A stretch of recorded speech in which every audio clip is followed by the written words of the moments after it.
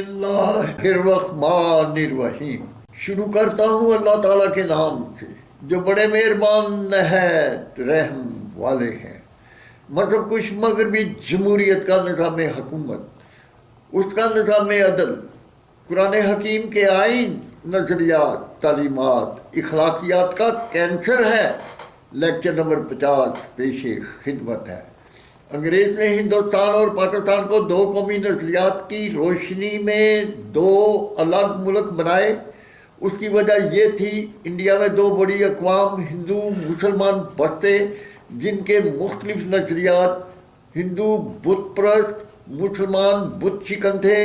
ہندو گائے کو گاؤ ماتا کے نام سے پکارتے، اس کی پوجا کرتے، مسلمان اس کو ذبح کرتے، اس کا گوشت کھاتے، جو دونوں کے درمیان وجہ عنات تھا۔ مسلمان ایک خدا کو مانتے، اس کی عبادت کرتے، ہندو مندر میں جاتے، بتوں کی پوجا کرتے، بھجن گاتے، ان کو حاجت روا سمجھتے۔ مسلمان مسجد میں جاتے، اللہ تعالیٰ کے حضور سجدہ ریز ہوتے، اپنی حاجت روائی کی دعائیں مانگتے۔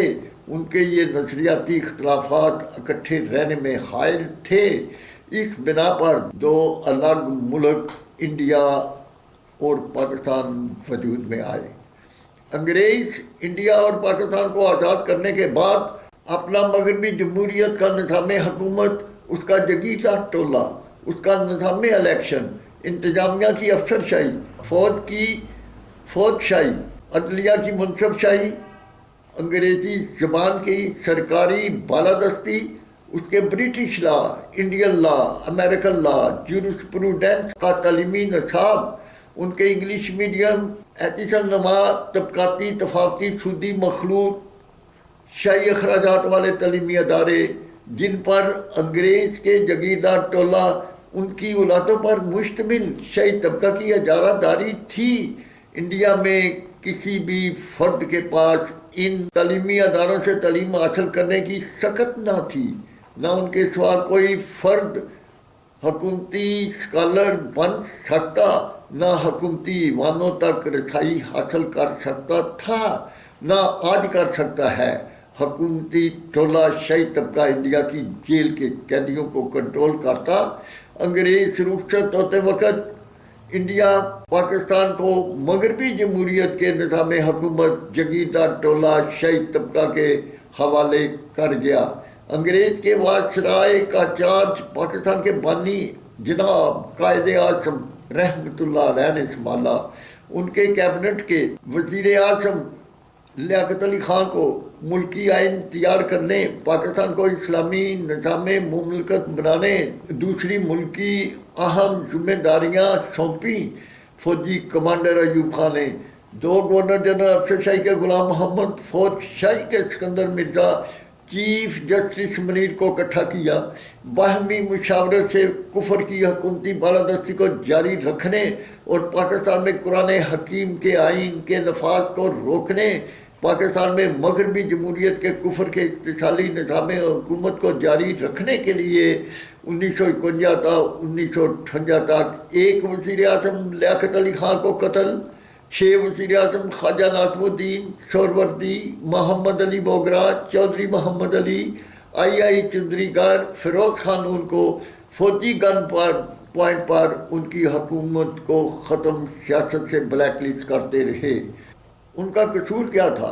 پاکستان کو اسلامی نظام مملکت بنانا، اس کے نظام سلیکشن کے ذریعے نمائندگان کی سلیکشن کرنا، ان کے سپورٹ نظام مملکت کرنا اپنا دینی فریضہ سمجھتے تھے، جس میں انگریز کے مغربی جمہوریت کے نظام حکومت معاشی، معاشرتی، دینی قاتلوں کے حکومتی اسکالر کی کوئی ضرورت نہ تھی۔ اسلامی نظام سلیکشن میں نہ کوئی سیاسی جماعت، نہ کوئی سیاسی رہنما، نہ کسی قسم کی معاشی برتری والے افراد کا کوئی عمل دخل ہوتا ہے، نہ ملت کی وحدت کو سیاسی فرقوں، نہ ملکی جمعیت کو 4 صوبوں میں تقسیم کیا جاتا ہے۔ اسلامی نظام سلیکشن میں دینی خوبیوں، امانت و دیانت، اخوت و محبت، انسانیت کے لیے بے ضرر منفعت بخش، اعلیٰ اہلیت، رفاع عامہ کے جذبہ سے سرشار سلیس اور سادہ زندگی گزارنے والے افراد کا چناؤ یونین کونسل سے لے کر ملکی سطح پر کیا جاتا ہے۔ اگر کسی غلط فرد کا چناؤ ہو بھی جائے تو اس کو بدلنے کا اختیار انہی نمائندوں کو ہوتا ہے۔ حق حاکمیت، حق احتساب اہل وطن کے پاس ہوتا ہے۔ ہر فرد یونین کونسل کے نمائندے سے لے کر صدر مملکت سے پوچھتا ہے کہ شو اور شرٹ کیسے بنی ہے، اور وہ اس کا جواب دہ ہوتا ہے۔ دوسری طرف مغربی جمہوریت کا چناؤ جاگیردار ٹولہ کے مادی طاقت، افرادی قوت، معاشی برتری والے افراد الیکشن میں حصہ لیتے، ممبر بن کر ملک پر حکمرانی کرتے، پاکستان کو جیل، 23 کروڑ عوام کو قیدی بنا کر ان کے وسائل خزائن سر مبادلہ سے محروم کر کے اپنے تصرف میں لاتے، شاہی تنخواہوں، شاہی مراعات، رشوت، کمیشن، کرپشن کے ذریعے لوٹتے۔ عوام نہ ان کو روک سکتے نہ احتساب کر سکتے ہیں۔ اسلامی نظام مملکت کے صاحب بصیرت افراد تیار کرنے کے لیے مساجد کو بطور تعلیمی ادارہ استعمال کرتے ہیں، جہاں ممبر سے لے کر صدر مملکت تک سادہ اور سلیس، امانت و دیانت، اخوت و محبت، بہترین اخلاق، عمدہ کردار، انسانیت کے لیے بے ضرر منفعت بخش افراد دین کی روشنی میں تیار ہوتے ہیں۔ فوجی ڈکٹیٹر ایوب خان کا افسر شاہی کا غلام محمد، فوج شاہی کا سکندر مرزا، اس کی خاتون اول ناہید مرزا، عدلیہ کا جسٹس منیر، سرکاری کلبوں کے شرابی زانی طبقہ نے 1951 تا 1958 تک ایک وزیر اعظم کو قتل، 6 وزیر اعظم کو بالجبر ان کے عہدہ سے سبکدوش کیا۔ ایوب خان کا کمال یہ تھا، اس نے ان کے ذریعے 7 وزیر اعظم جو اسلامی نظام مملکت کا نفاذ کرنا چاہتے تھے ان کو ختم کیا۔ اس کے بعد ایوب خان نے غلام محمد سکندر مرزا سے بالجبر استعفیٰ لیا۔ اس کی جگہ سکندر مرزا کو گورنر جنرل پاکستان لگا دیا۔ 1958 کو مارشل لا لگا کر 3 فوجی کمانڈر کے ذریعے سکندر مرزا پر تشدد کیا، زبردستی استعفیٰ لیا، جلاب وطن کر دیا۔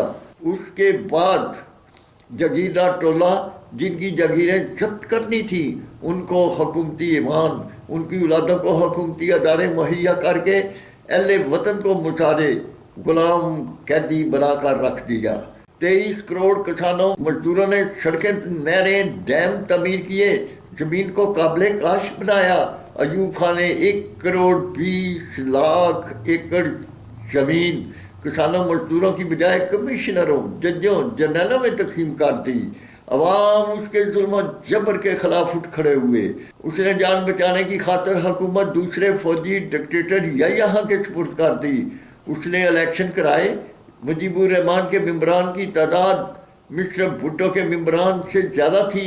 حکومت بنانا اس کا حق تھا جو نہ دیا۔ مسٹر بھٹو نے ادھر تم ادھر ہم کا نعرہ لگایا۔ مشرقی پاکستان کے عوام نے احتجاج کیا۔ یحییٰ خان مسٹر بھٹو نے عوامی احتجاج کو بغاوت کا نام دے کر فوج کشی کا حکم دے دیا۔ 34,000 بنگالی، 4,000 سپاہ کا قتال ہوا۔ انڈیا نے مداخلت کی۔ یحییٰ خان کے حکم کے تحت 90,000 فوجی سپاہ نے ہتھیار ڈال دیے۔ انڈیا نے ان کو قیدی بنا لیا، ملک دو لخت کر دیا۔ 1 یونٹ کو توڑا، 4 صوبائی وفاق سینٹ کے حکومتی ایوانوں اداروں کی انگنت تعداد بڑھا دی۔ جاگیردار ٹولہ شاہی طبقہ پاکستان کے وسائل خزائن کو کینسر بن کر چمٹ گیا۔ 23 کروڑ عوام کے گھر ماتم، جاگیردار ٹولہ شاہی طبقہ کے گھر شہنائیاں بجنا شروع ہو گئیں۔ چوتھا فوجی ڈکٹیٹر ڈانسر مانگ کے بیٹے پرویز مشرف نے مارشل لا لگا کر نواز شریف کو قیدی، پاکستان کی حکومت پر قبضہ کر لیا۔ مسلم لیگ کاف کے شجاعت حسین، پرویز الہی، شیخ رشید، فواد چودھری، شہزاد اکبر، اعجاز شاہ، MQM جیسے درندوں کو جنم دیا۔ پرویز مشرف کی زیر کمانڈ حکومتی ٹولہ ملکی آئین توڑنے کا مجرم پاکستان کا شمسی ایئر بیس امریکہ کو افغانستان پر حملہ کے لیے حوالے کرنا، 7 لاکھ انسانی قتال، 4,000 معذور بنانا، پاکستان کے 90,000 افراد کو قتل کروانے، لال مسجد کے طلباء طالبات، پشاور کے فوجی اسکول کے طلباء کا قتال، کراچی میں عوامی قتال، نواب بگٹی اور قصوری کا قتال، 10 سال تک ملک کو امریکہ کی جنگ کا ایندھن بنانا، معاشی طور پر ملک کو مفلوج بنانا، مشرف کی باقیات کے 31 کیبنٹ ممبران، 88 ججز کو فوجی کمانڈر قمر جاوید باجوہ کا عمران خان کی تحریک انصاف کی حکومت کا حصہ بنانا، پھر ان کا آپس میں اختلاف پیدا ہونا، عمران خان کی حکومت کا خاتمہ کرنا، اس کا اقتدار کے حصول کی خاطر ملک بھر میں احتجاج کی جنگ کو جاری کرنا، انارکی پھیلانا، ملکی غیر ملکی تاجروں کا سرمایہ دوسرے ممالک لے جانا، ملک کی ترقی کو روکنا۔ پچھلے حکمرانوں نے IMF سے 70 سال میں جو قرض لیا، عمران خان نے 4 سال میں اس سے زیادہ قرض لے کر پاکستان کی معاشی قوت کو تباہ کر دیا۔ قمر جاوید باجوہ نے صرف مشرف کو تحفظ ہی نہیں دیا، اس کے فوجی سیاسی حکومتی ٹولہ کو اس کے ساتھ پھانسی کے پھندے پر لٹکانے کی بجائے اس کے 31 کیبنٹ ممبران، 88 ججز، اس کے NRO اور 51% حکومتی ٹولہ شاہی طبقہ کی مستورات کو حکومتی ایوان ادارے مہیا کرنا، 23 کروڑ فرزندان اسلام کا دین و دنیا لوٹنا، ان کے جرائم کو جاری رکھنا، یا یہاں کا ملک دولت کرنا، 1 یورو کو توڑنا، 4 صوبائی وفاق سینٹ کے ممبران، ان کے شاہی طبقہ کے رازلوں کی تعداد بڑھانا، ملک کو معاشی طور پر مفلوج بنانا، ایوب خان کے جاگیردار ٹولہ کی جاگیریں شاہی طبقہ سے 1 کروڑ 20 لاکھ ایکڑ زمین کو واپس لینا، افسر شاہی، فوج شاہی، منصب شاہی کے کفر کے مجرموں کا اسلام کے نفاذ کو روکنے کے لیے ایک وزیر اعظم لیاقت علی خان کو قتل، 6 کو بالجبر ختم کرنے کے مجرم تھے، فوجی ڈکٹیٹر ایوب خان، یحییٰ خان، ضیاء الحق، پرویز مشرف، قمر جاوید باجوہ، ان کی سیاسی جماعتیں اسلام کے نفاذ کے قاتل و مجرم ہیں، ان کی باقیات کو ختم کرنا، قرآن حکیم کے آئین کو نافذ کرنا پاکستان کی بقا کے لیے ضروری ہے۔ فوجی چیف کمانڈر سید عاصم منیر اہل وطن کو ان کے معاشی، معاشرتی، دینی قتال سے بچانے اور پاکستان کو سردار انبیاء صلی اللہ علیہ وسلم کے شہر مدینہ جیسی ریاست بنانے کا عہد کرتے ہیں تو 23 کروڑ فرزندان اسلام، ان کی زیر کمانڈ لوٹا ہوا خزانہ، ملکی ملکیتیں واپس لینا، ملکی قرض اتارنا خوب جانتے ہیں۔ یا اللہ پاکستان کو اس مشکل سے نجات عطا فرما، ملکی اور عالمی سطح پر انسانیت کی رہنمائی کرنے کی توفیق عطا فرما، آمین ثم آمین۔